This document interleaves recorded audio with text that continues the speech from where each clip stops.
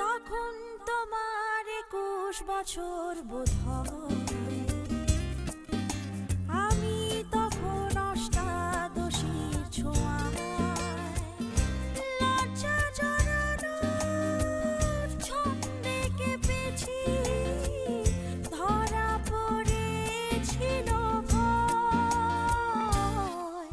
তখন তোমার 21 বছর